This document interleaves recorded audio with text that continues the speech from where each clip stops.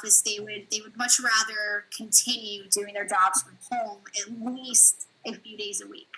Yeah. And it's not that, it goes on to say it's not that most of these workers can't stand the idea of going back to the office, it's just really more so that they come to enjoy working from home as well as some of the benefits that it affords them, Yeah. And I don't know what it is with me and pulling articles that are just like based around surveys, Yeah. but this one also, surprise, surprise, mentions a few surveys and numbers here as well. This survey was done by Wells Fargo / Gallup, and it was released this past Wednesday, actually, and it found that 42% of 1,100 workers that these guys surveyed in August had a positive view of working remotely, and then versus 14% who viewed it negatively. That's a very small percent. Oh, yeah. And also, almost a third of 1,200 U.S. office workers surveyed, another survey by consultancy PricewaterhouseCoopers back in June, said they prefer to never go back to the office, while 72% said they like to work away from the office at least 2 days, at least. Yeah. So, I mean, yeah, I could vibe with that too. A bit of again, we've been talking about hybrid options and all that stuff. Those kinds of alternatives. But yeah, even with this in mind, employers like J.P. Morgan Chase are requiring their most senior level and sales staff to actually return to the office by next Monday, the 21st. And of course, this excludes those with compromised health issues and childcare issues and whatnot. Yeah. But then again, alternatively, we have other employers that are encouraging rather than like forcing their employees to return to work. So, and I think that's probably the best approach to go here. It's kind of like, hey, yeah, we miss you. Come back. But yeah, beyond this, the article also goes into how remote schooling has made it difficult for employees with children to return to work. We all know this. Like, many of us who actually have children are struggling with this. This is a almost everyday thing for parents. Oh yeah. Yeah, and it goes on to talk about how the Wells Fargo / Gallup survey showed a bit of a divergence between men and women when it came to certain attitudes on remote work. Yeah. Naturally, it was viewed much more positively with women than it was with men, as of course, like it enables women, to be able to actually work and not have to constantly juggle their professional lives with their family lives, and that's very important. Oh, yeah. And then finally, I'm going to leave off here with one more tidbit from another survey the article mentioned. So in June, a management consulting firm called Korn Ferry, just a different name. Korn Ferry surveyed 1,000 professionals and asked a simple question: what are you most looking forward to when you return to the office? And about half pointed to camaraderie with their colleagues, of course. But this is the one that kind of like tripped me up a bit. I had to laugh. Meanwhile, another 20% said they look forward to nothing at all to returning to the office. Very blunt, but ouch. But I also, I think that number might decrease. If we, I feel like that same 20% might be able to ease more back into that, physical office work life if there was a bit of a hybrid setup. They were, maybe they were able to or offer the ability to work remote 2 to 3 times a week. Yeah. It would just strike a good balance, I think. And give those with children the ability to actually kind of work around that kind of hybrid setup, Absolutely. So, yeah. So yeah, Bert, I think that's all for me this week. How about from you? Okay. You All got right. another So, article for us? all right. For our very last article, it comes to you by Vice. It is titled "You're Not Going Back to Normal Office Life for a Very Long, Long Time." And in this article, it starts off with talking about how Facebook, um, you know, initially, started out taking the precautions for their workers and, doing the different things that they needed for their workers to go remote. And it talks about how, Mark Zuckerberg, kind of put a few statements out in terms of him being, optimistic about the future and them, like his workers coming back to work.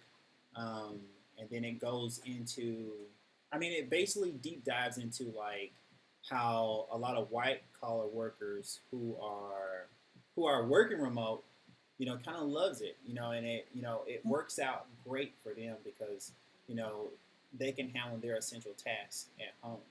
And then it also goes into, the opposite of that. It talks about how, the people who have to be like in office, like how that like affects them.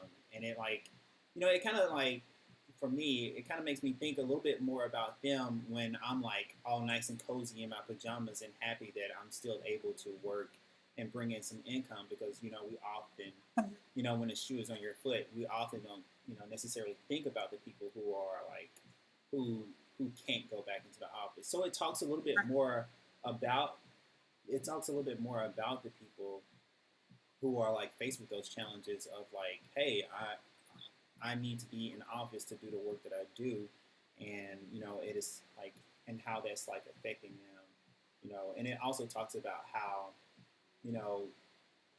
those white collar workers who are like home now, how that's like affecting the economy in terms of like, the usual traffic that most people would get. Yeah, Right. yeah, and I thought it was really interesting because it touched on this whole idea of how, the structure of going to work and how like this used to be something where a paper-based system where you have to be in office, you have to be in an office to like, handle these different tasks. But we've like followed the same structure for like many, many, many years. And, and it's 2020 now where like most things are digital and a lot of things can be like, handled, remotely. And it brings that like, I guess it brings that thought to mind of like, maybe this is a good thing, maybe Right. this is a good change to like actually feel comfortable with your workers actually working remote, and hopefully like in the future, when this whole thing is over, that it wouldn't be so taboo to like say, hey, maybe I'm gonna be at home. Maybe I'm gonna be at home for this week or something like that, because I know like, again, me talking personally, me like growing up in Mississippi, going to work 8 to 5, you have to be there. They have to see your face. Even if you're just going to work to send emails and stuff like that, they have to see your face. And I think that all has to do with like this whole mindset or this like structure that we, set in place when everything was paper based. And I thought that was really interesting. And it also touched a little bit on, kind of what you mentioned, Manny, in your article about how, the working mom. It also talks about like how, some things are opening up. Some schools are allowing people back and some aren't. And it talks about how the working mom, now has to work at home and also like, not just the working mom. I'm pretty sure there's like, dudes or whatever taking care of the kids Working and stuff dads, like that. working moms, working dads, working moms. Both exist. Both are struggling. Yeah, I don't want to leave anybody out. But it talks about like how that's like even more of a challenge now because they don't have like, the usual daycare that they will go to. So they have to be like teachers and they have to like do their work all at the same time, and it's a really good article. You guys should definitely check that one out. Yeah, no, that's hard. Big props to all the parents out there. Yeah. All I have is pets and a plant that I barely keep alive. So Yeah. I can't imagine right now with them all struggling and juggling. So big props. No, I know, most definitely. I mean, all I have is my 2 dogs and my cat, and I would definitely say my relationship with them has grown a lot. Oh, absolutely. Yeah, some more Oh. positive. Some more positive, don't we? You know? Yeah, I'm not necessarily sure if it's all good because sometimes they can drive me crazy, but definitely this working from home situation has, made those Most bonds. relationships. They have made Most those bonds relationships are close. like that. Yeah. Also, I got a little note in. We may have had a technical issue in the first 5 minutes of this recording, so if you did miss the first 5 minutes of this, the first article that we went over, I'm just rehash right quick. The first article that we went over was, COVID-19 has forced a radical shift in working habits, and that was brought to you by The Economist.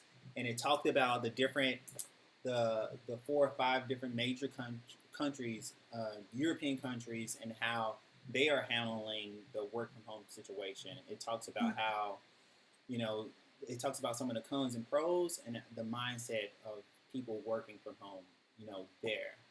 Just to touch bases a little bit. But you can definitely check that one out if you missed that one, if there really was a technical issue. But yeah, awesome. Hopefully not. Okay. All right. Awesome. Well, this has been great for everyone who showed up on time and everyone who trickled in. I really appreciate it. Mandy, appreciate you coming in and sitting with us, and hopefully we can see you all again next week. Definitely go to theinside.online and subscribe, or check us out on the inside, accesscontrol.com, and check us out, subscribe. And again, check out Openpath too while you're at it. Yes, definitely. Check out the Openpath. This is being sponsored by Openpath, so please check them out as well. But anyways, I hope you guys have a great weekend and that the sun is shining wherever you are. And we will definitely talk again next week. Bye.